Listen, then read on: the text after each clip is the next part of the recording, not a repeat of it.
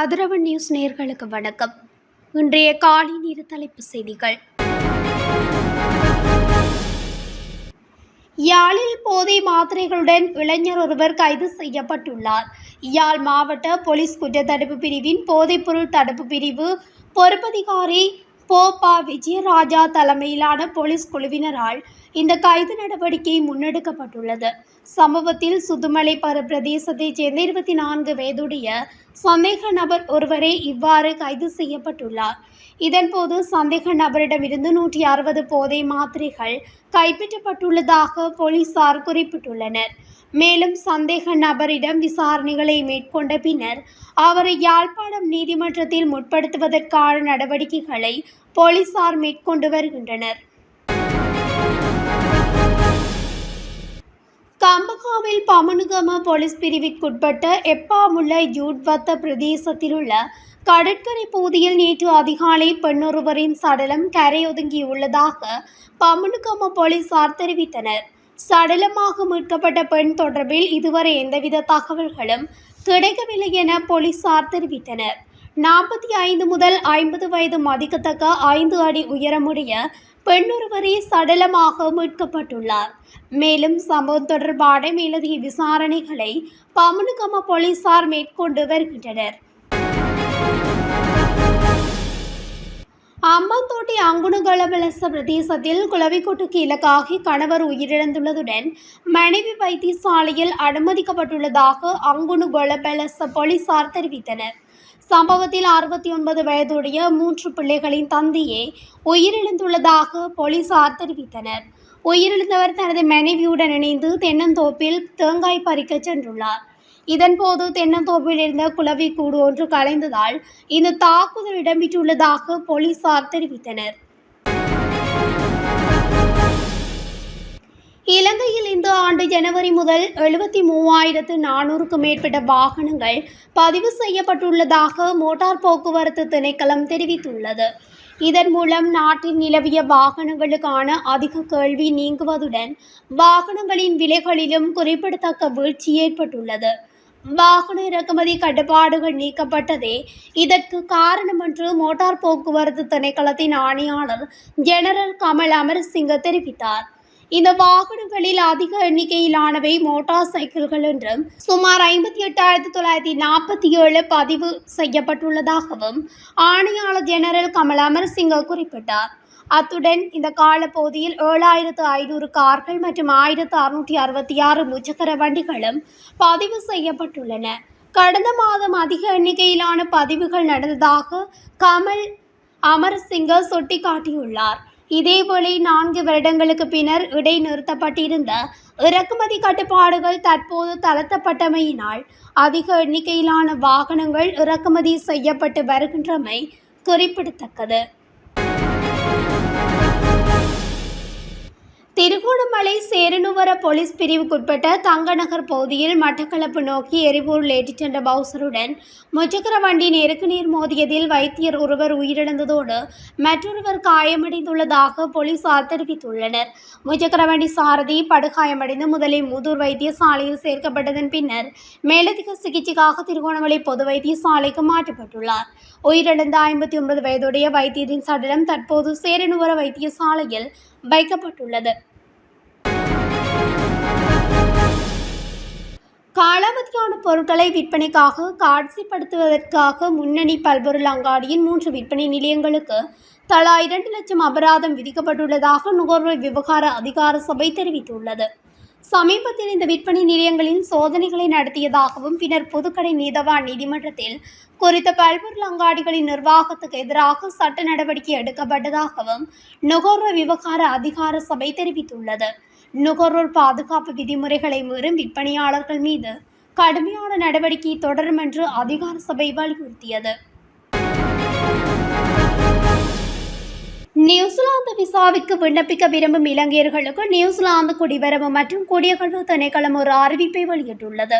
நியூசிலாந்துக்கு விசாவுக்கு விண்ணப்பிக்க விரும்பும் 9 நாடுகளைச் சேர்ந்தவர்களுக்கு வேலை விசா பெற எளிமையான நடைமுறைகள் அறிமுகம் செய்யப்பட்டுள்ளதாக நியூசிலாந்து குடிவரவு மற்றும் குடியகல்வு திணைக்களம் தெரிவித்துள்ளது. அதற்கமைய தகுதி விலக்கு பட்டியல் 23ஆம் தேதி முதல் மதிப்பீட்டு புதுப்பிப்புக்காக வெளியிடப்பட்டுள்ளது.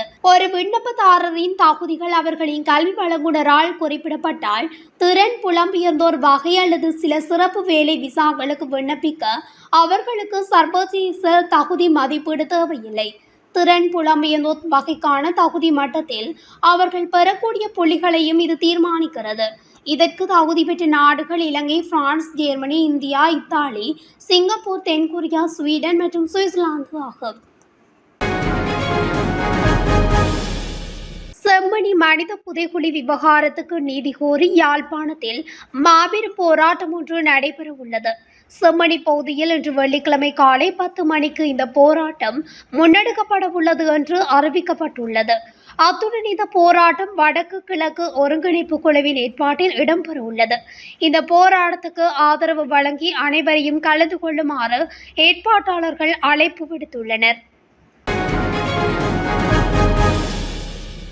முன்னாள் அமைச்சர் துமிந்த திசாநாயக்க உள்ளிட்ட 4 சந்தேக நபர்களையும் எதிர்வரும் 26ஆம் தேதி வரை தொடர்ந்து விளக்கமறியல் வைக்குமாறு கல்கிசை நீதவான் நீதிமன்றம் உத்தரவிட்டுள்ளது. வெள்ளவத்தை பகுதியில் உள்ள தொடர்மாடி குடியிருப்பு ஒன்றுக்குள் தங்க முலாம் பூசப்பட்ட T56 ரக துப்பாக்கியொன்று கைப்பற்றப்பட்ட சம்பவம் தொடர்பில் இவர்கள் கைது செய்யப்பட்டு விளக்கமறியலில் வைக்கப்பட்டுள்ளனர். டெங்கு நோயினால் கடந்த ஆண்டில் மாத்திரம் நாட்டில் 14 மரணங்கள் பதிவாகியுள்ளதாக தேசிய டெங்கு கட்டுப்பாட்டு பிரிவின் விசேட வைத்திய நிபுணர் கிரெஜியுலா சமரவீர தெரிவித்துள்ளார். அத்துடன் குறித்த காலப்பகுதியில் 26,775 பேர் டெங்கு நோயினால் பாதிக்கப்பட்டிருந்ததாகவும் அவர் குறிப்பிட்டுள்ளார். சுகாதார மேம்பாட்டு பணியகத்தில் நேற்று நடைபெற்ற ஊடக சந்திப்பில் கருத்துரைக்கும் போது அவர் இதனை தெரிவித்துள்ளார். மேல் சபரகமுவ, தென் மற்றும் கிழக்கு மாகாணங்களிலேயே டெங்கு நோயினால் பாதிக்கப்பட்டவர்கள் அதிக அளவில் பதிவு செய்யப்படுவதாகவும் அவர் சுட்டிக்காட்டியுள்ளார். இலங்கையின் கடற்பரப்பில் நீண்டகால உணவு பாதுகாப்பை மதிப்பிடும் ஒரு ஆய்வு கப்பலுக்கு அனுமதி வழங்கப்பட வேண்டுமென்ற ஐக்கிய நாடுகள் சபையின் கோரிக்கையை இலங்கை நிராகரித்துள்ளதாக தெரிவிக்கப்படுகிறது. 2025ஆம் ஆண்டில் ஜூலை 15ஆம் தேதி முதல் ஆகஸ்ட் 20ஆம் தேதி வரையான காலப்பகுதியில் குறித்த கப்பல் ஆய்வு பணிகளை மேற்கொள்ளவிருந்தது.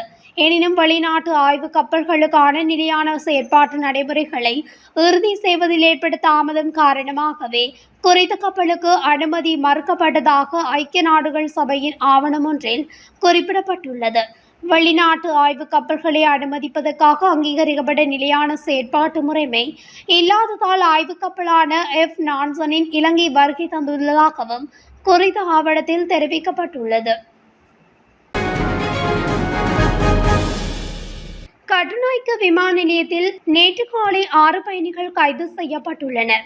கட்டுநாயக்க விமான நிலையத்தின் கிரீன் லேன் வழியாக 12.6 மில்லியன் ரூபாய் மதிப்புள்ள வெளிநாட்டு தயாரிப்பு சிகரெட்டுகளை நாட்டுக்குள் கடந்த முயன்ற சந்தேக நபர்களை விமான நிலைய சுங்க அதிகாரிகள் மற்றும் சுங்க போதைப்பொருள் கட்டுப்பாட்டு பிரிவின் அதிகாரிகள் கைது செய்துள்ளனர். அவர்களில் 4 பேர் ஆண்கள் எனவும் மீதமுள்ள 2 பெண்கள் என தெரிவிக்கப்படுகின்றது.